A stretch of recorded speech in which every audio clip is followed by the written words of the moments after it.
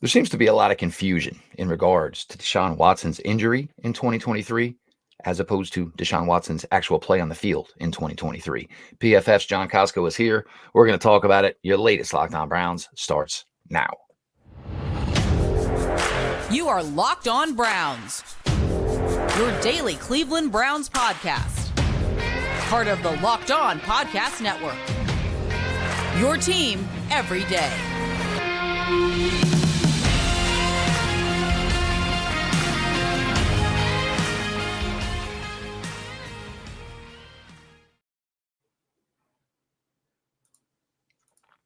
Welcome back, my friends, to the show that never ends, your daily delivery of all things Dog Pound, LGB on the LOB, the Locked On Browns podcast, brought to the Locked On Podcast Network, your team every day.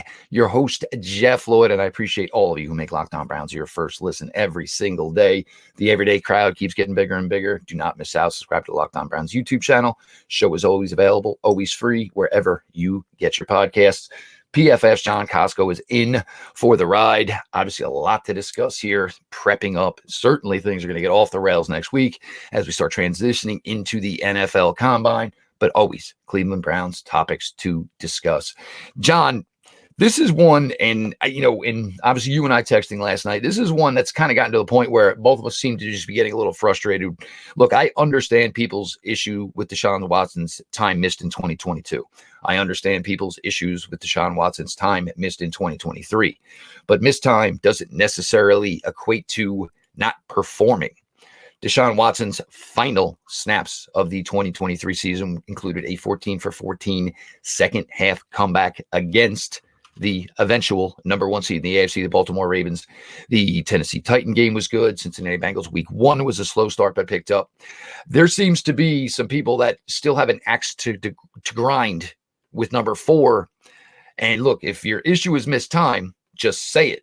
But your issue, in my opinion, and I certainly believe in your opinion, is not actually about what Deshaun Watson did on the field in 2023. Yeah, absolutely. So Watson, when he was on the field, almost was pretty comparable to Joe Flacco in terms of like how efficiently you're moving the offense. And just because Flacco's numbers were, box score numbers were better than Deshaun Watson's doesn't mean that he actually played better than Deshaun Watson. So like you look at how the offense was actually moving, in the pass game on a success rate basis. When Deshaun Watson was a quarterback, it was at 45%. With Joe Flacco, it was 45.1%. I don't see much of a difference there. You have a massive inflation of a monster game that Joe Flacco had against the Texans, at the end of the season there, where he and Amari Cooper went off, and even from an expected points added per play perspective, which is like a how close are you to scoring, from one, before play and after play, they're almost identical as well in that regard. You look at PFF grade, Flacco did grade slightly better than Joe Flacco, than Deshaun Watson, 70 at a 70 versus a 67. But the difference is, essentially Joe Flacco was creating more big time throws. Yeah, like 1% more. But he was also turning the ball over. He was putting the ball in harm's way more often than Deshaun Watson was. And this is, I think when you look at it, Deshaun Watson, he struggled a little bit to start the season. You had that rain game first week. They won that game, by the way. He did not play great against the Steelers. They should, almost won that game, kind of should have won that game. Then he obviously you win again against the Tennessee Titans and really thrashed them, and he did what was needed to win the game. And then he's hurt, right? And then when he comes back, he comes back a bit too soon with the probably the Colts game, and then he has a great game against the Ravens where he leads the fourth quarter comeback, and then that season's over. So like I don't know from a performance standpoint why there's not really much that you can say. Hey, yeah, he played poorly or he didn't play poorly. I would say he played comparably based on the data that we have to what Joe Flacco did on a down-to-down basis. I think the team got better as the season went along, and the team played better around Joe Flacco later in the season than they did, early in the season. But the thing is, they still, I'd say obviously Njoku had a number of good plays with Flacco under the belt. There's some, I think when you when you move the chains on a down consistency, you're going to have some big plays, and Flacco just had more of those in terms of that. And I'd say that, if Watson plays the entire season, they might win, and they might have the same record. They might win one more game. I would just say that they probably win the Broncos game. If even DTR is able to play that full game, he probably wins that game too. There's a when he got injured in that game and PJ Walker had to come in, I don't think people realize how bad PJ Walker was for the Browns. Even though he won some games for him, they won despite him, not because of him. So I think Watson, the whole thing of him performing poorly is overblown. Is he performing up to the standards that we saw of him when he was at his peak in Houston? No, he wasn't. But give him a full season, and I think you saw the growth and the signs that he can get there this year. And that is where kind of I am in lockstep with you. I mean, you look at where he was, and then you figure where he could have been if the season went on. And, the games the Browns did win. So you're telling me that he couldn't have done what the rookie 5th round pick did. He couldn't have done what 3 street free agents did for this team. I mean, look, if your issue is with the money, if your issue is with, Deshaun Watson, the man off the field, I can't help you there. But if you do not believe that he was, performing like a starting quarterback on a team that went eventually to the playoffs. I understand everybody loved the Joe Flacco run, but I mean, let's be honest. Great story. Nobody else was, basically poking that, trying to rekindle that fire. Browns got extremely lucky with it, but I do think it's just foolish to think that, you couldn't have done as well, if not better, if Deshaun finished out the regular season. Yeah, absolutely. I just 100% agree with you, because I think Joe Flacco caught fire and stuff like that, but it's not like he graded at some sort of elite level. He was still putting the ball in harm's way. He was still showing some of the inaccuracies that we've seen from him. But he was playing probably the best he had played in a couple of years, for Joe Flacco standards. And I don't think people realize the Browns have a really good team. They had a really good team this year, and you just needed somebody to keep you on schedule based off, like PJ Walker couldn't keep him on schedule. DTR really couldn't keep him on schedule all that well either, though he had the playmaking ability, and maybe he can develop into keeping, but he was getting thrust into there probably too earlier than what they were hoping, when they needed him. But Flacco was just able to, run the offense, throw the balls that we need you to throw, make a couple of big time throws. And the one area where he didn't do was protecting the ball very well. And Watson can do all those things, and we were seeing those signs of him doing all those things. So I think the whole thing of Flacco played, for him, obviously he helped the team get into the playoffs and stuff like that. But being the sole reason for it is false. They had obviously one of the best defenses in the NFL, if not the best, and the team already was very good. And, I hear a lot of talk about, Deshaun Watson and perhaps interceptions. Joe Flacco threw a lot of interceptions.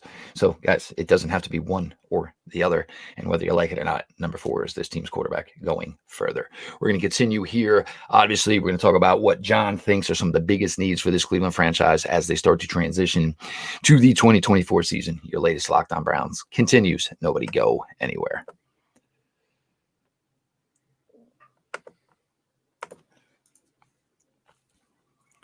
Whether you're trying to get tickets to you see your favorite sports team or a concert in your area, you got to be careful who you use, and you got to make sure that what you're paying for is actually going to result into tickets. You shouldn't have to worry when you buy tickets for your next big event. That's why Game Time is the fast and easy way to buy tickets for all the sports, music, comedy, and theater events near you.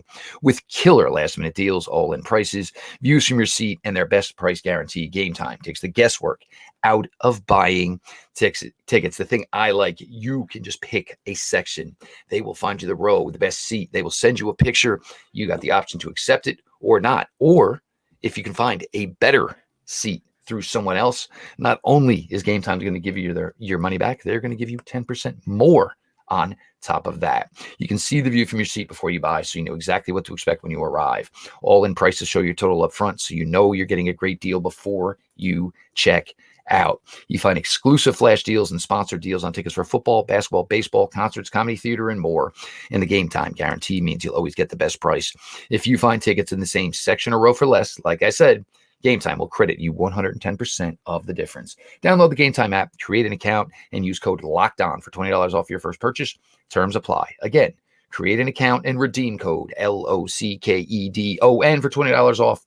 Download Game Time today. Last minute tickets, lowest price guaranteed.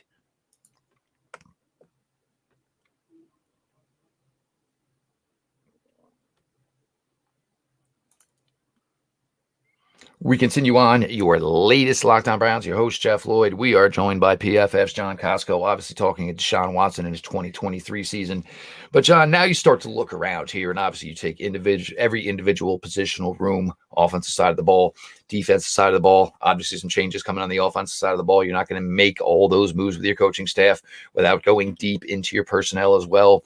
Defensively, you look at defensive tackle. Last year was great. Right now, you basically have a second-year guy you know nothing about, and obviously one hole plugged with Dalvin Tomlinson, certainly other positional groups to look at. What do you think, John, here, and what are you prioritizing as what the Cleveland Browns need to do for this roster as they hope to achieve the expectations in 24 that they thought they were going to have in 23? Yeah, I mean, you can't really stand pat on defense. The Browns had a phenomenal year defensively, and the based on like all the data research that we've done at PFF is that like defensive stability of year to year is not great. You can't expect historical type of performance from this unit again. And I think you need to say, hey, where are the areas that we can still improve upon on the defensive side? Defensive tackle is still another one of those that you can continue to improve upon. Dalvin Tomlinson, 30 years old. Like you said, know nothing about Siaki Ika, who was the lowest graded player, even though he only played 103 snaps for the Browns, still the lowest graded player for the Browns on defense this year at a 33.8. So it's not even like he flashed in moments for this defense. He just was not very good. The linebackers, they keep, obviously we love JOK. I think he was phenomenal this year, really coming into his own in the second half of the season. After some issues, with, I guess, with he'd make a mistake and then basically his game would kind of snowball from that point. But I think you've got to continue to look at that position to perhaps look at in later part in the draft and just keep getting younger there, because the guys that they have brought in, Matthew Adams and Tony Fields, both were two of the lowest graded guys for them on defense. And even at safety, I wouldn't say that you should stand pat too. I know that D'Anthony Bell and Ronnie Hickman looked great this year. But again, it could be, a product of the system. You don't know specifically, hey, these guys can maintain this. They showed promise this past year. They both graded well this year, but we know that from like I said, from a defensive standpoint, nothing is guaranteed year to year. Especially when you get into the secondary. Offensively, I think there's a lot of that you have to look at everything. Offensive line was really hurt by injuries this past year.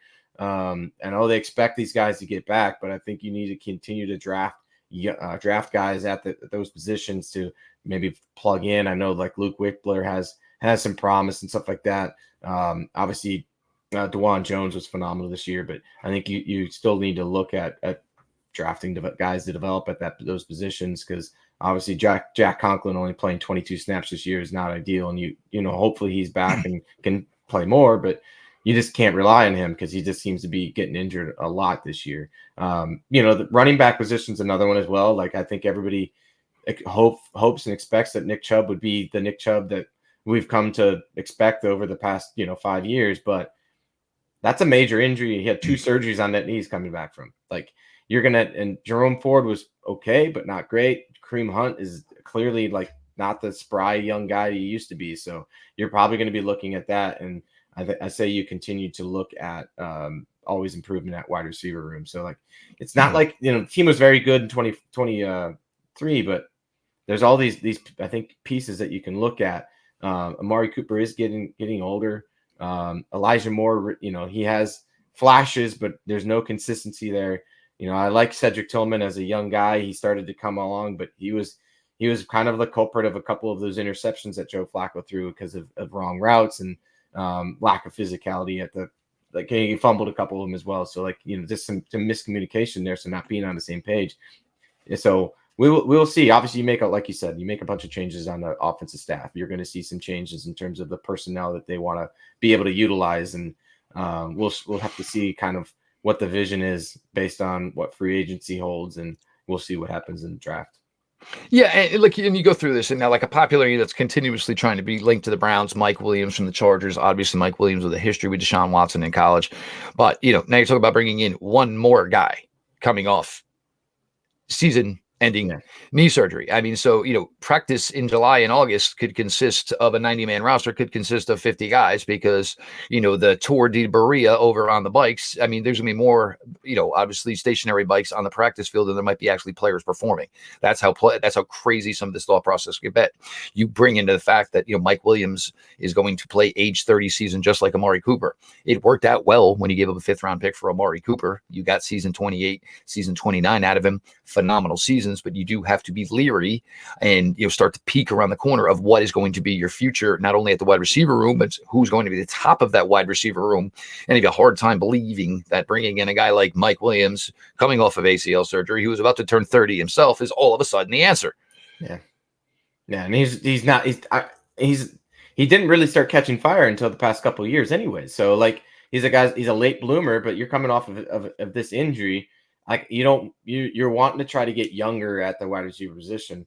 And one of the things that, like, the Browns have been doing is that they constantly are looking, if you're talking about an older wide receiver, they're looking at the a lower cost veteran that can maybe stretch the field. Obviously, Marquise Goodwin is an example of that.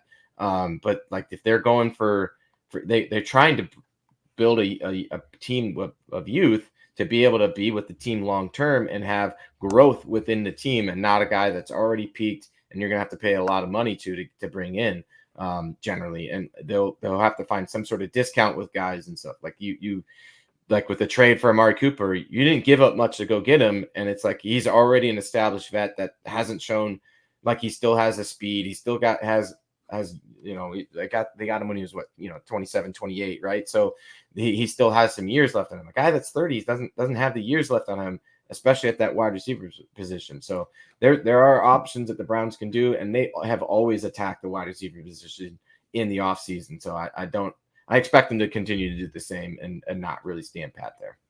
Yeah, and it'll be interesting, obviously. And I think I honestly think there's going to be some semblance of a veteran brought in, whether it is through trade, whether it is through free agency. I think it is something they are certainly going to attack again in the draft, because it's not about promise anymore. It's all about production.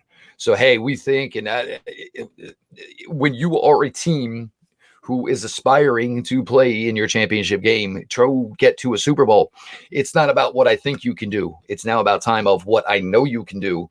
And for some of these guys, it's getting a little late early as whether or not the Browns can continue to hold out hope that they can develop into what they think they can be. We're going to continue here. Your latest Locked On Browns. PFF's John Kosko in.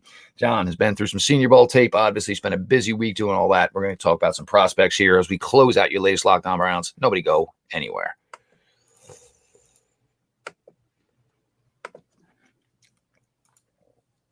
Get buckets with your first bet on FanDuel, America's #1 sports book, because right now, new customers get $150 in bonus bets with any winning $5 bet.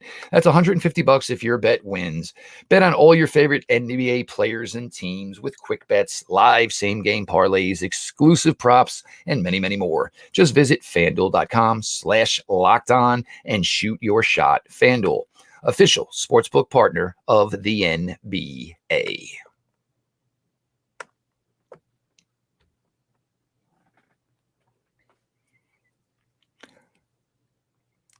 Closing out your latest Locked On Browns, your host, Jeff Floyd. Appreciate everybody who makes Locked On Browns their first listen. PFF's John Kosko in for the ride. The Everyday Crowd, you guys are fantastic. Be more like the Everyday Crowd. Subscribe to Locked On Browns YouTube channel. The show is always available. It's always free wherever you get your podcasts. Now, John, obviously you got a chance to go through some tape. And again, it's unique because we got some babies in this draft. There's a couple of running backs that I love for the Cleveland Browns. One will not be 21 until September. One will play the entire NFL regular season next season at 20 years old and Braylon Allen. Then you have your older guys, certainly guys that were involved in the Super Bowl. Interesting draft class. Good thing for the Browns. Offensive tackle group looks deep. Wide receiver room looks deep. You have a lot of cornerback needy teams in the NFL. The Browns have a bunch. Could they parlay maybe moving one of their guys to somebody to get another pick, maybe reset the clock in that room and maybe some of the money in that room? John, some thoughts here as we are inching closer and closer to Indianapolis for the 2024 NFL Combine. Yeah, obviously the Combine coming here and, things will obviously change in terms of, people are going to overreact to fast 40 times and overreact to guys that maybe didn't run as fast as you expected and the jumping numbers and what have you. But yeah, like you talk about Braylon Allen for a running back that would be available like maybe late day 2 or something like that. I loved it, Braylon Allen, in terms of just like he's a big guy. He's got some moves on him. And Derrick Henry light. Yeah. And he, he's not going to be just a hoss like that, but he's got more of like a Nick Chubb to him in terms of a combination of the two. I'm not saying he's both those guys. It's just a comp, right? Like he has more, I think, lateral ability than maybe Derrick Henry does. Derrick Henry's more of that straight line guy, but like again, those guys, big guys, right? And he can run you over and do a lot of things there. Obviously their first pick is 55 this year. Guys, potential wide receiver targets, because there's a lot of good wide receivers that have been drafted in the second round in recent years. And if you can find, like I said, they always are drafting wide receivers. Maybe a Roman Wilson out of Michigan who is awesome for them. Xavier Worthy out of Texas. Those would be some guys that would be potentially available in there. Maybe Jalen Polk out of Washington. Obviously, got these guys were all in the playoffs. Helping lead their teams to. But trying to win a national championship, and obviously Roman Wilson did that. So there's some of that, and like you said, yeah, that the offensive tackle group is pretty stacked, and it's not stacked, but like deep. It's a good group. So there's potential options there in terms of midday, mid round picks and stuff like that. Even like I talked about earlier, defensive tackle is a position that they that continue need to look at.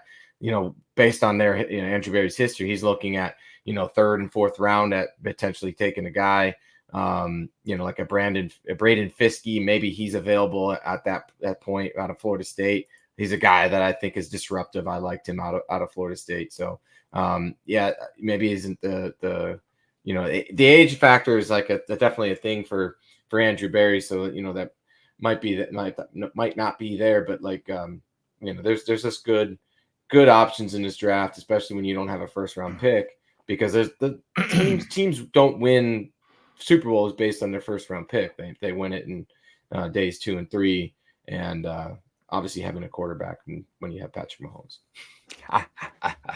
No question. Now, look, for the Browns here, in several avenues to play this. Would they trade back? I mean, this is a draft where you really think you like the top 100. So would you trade back a little bit to get yourselves 3 shots within that top 100? The Browns, it's interesting, John, because you have been a guest here on the show for many, many years. And everybody will know first round pick. Well, is it a problem? Sure. Is it ideal? Certainly not. But you're not looking for starters. You're not drafting starters. That's the spot the Cleveland Browns are in right now, which is major upgrade for this team, because we were talking about who could you find on day 3, who could maybe be a starting guard for this team. So, if you can get that, you get Deshaun playing like he's capable of, all of a sudden those first round picks are going to start to come back starting next season. There's a lot here, but, you need to just continue to fill in the depth. And obviously the depth takes that next step. This is certainly a situation the Browns are contemplating right now within the offices in Berea, is a guy like Alex Wright, who was a former depth selection, now transcending, developing, growing. Is this a guy now that you say, hey, I don't want to give Zadarius Smith $7-8 million to play for me this season. I would rather give those snaps to a player like Alex Wright, who maybe is on the projectional path of giving you exactly what you got from a player like Zadarius Smith last year, if not more. Yeah, exactly.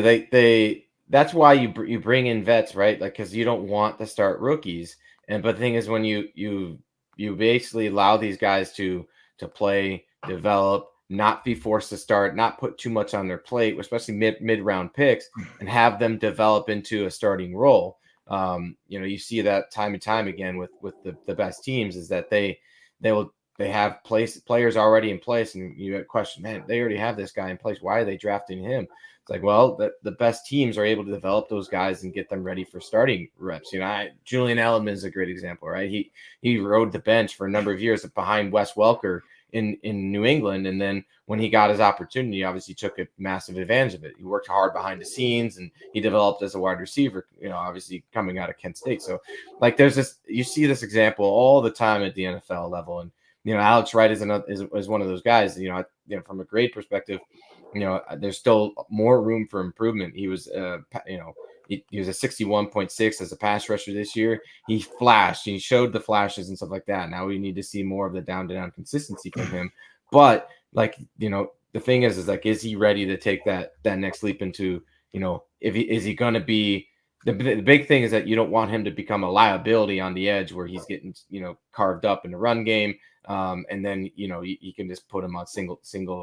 He's not helping the rest of the team in terms of a pass rusher. Maybe he's getting or whatever. So that's the key in terms of what they're looking at. You got the season under Jim Schwartz of a full season of what this defense is going to be looking like, what they're expecting from their guys. They're obviously going to have a depth and a big group there to be able to rotate and keep guys fresh. So they'll continue to probably draft another edge rusher of guy that they can develop, and they're not just going to stand pat at where they're at with this group. But yeah, they could save a good chunk of money off of by not re-signing Zadarius Smith. Though Zadarius Smith was awesome this year, and I think they should try to bring him back just because I think he still is better than Alex Wright. But with the experience that Alex Wright has been able to gain the past couple of years, that hope, do they see them comfortable with him being a starter, or do they still think he needs another year of development? Who knows? But I think he's a guy that has been developing the system. So, and that's also certainly a conversation that could be had about the offensive tackle room, but another story for yet another day. Yes, of course, John Kosko, always a pleasure having John in here. PFF, obviously. Make sure you check everything out here. We're starting to get full bore look. The Senior Bowl is great. The All-Star game circuit is fantastic. But now when you start to get more and more official, when we get to the combine, obviously full on draft season shortly after the combine, it'll be March, and all of a sudden, mad money will be being spent all over the place. Make sure you're following at John Kosko 3. I'm your host, Jeff Lloyd. Year 7, transition to year 8 here at Locked On Browns. Appreciate everybody who comes out every day, makes Locked On Browns their first listen. The everyday crowd, my suggestion, join the everyday crowd. Be like the everyday crowd. Subscribe to Locked On Browns YouTube channel. The show is always available. It's always free wherever you get your podcasts. This has been your daily delivery of all things Dog Pound. LGB on the LOB. Let's go Browns.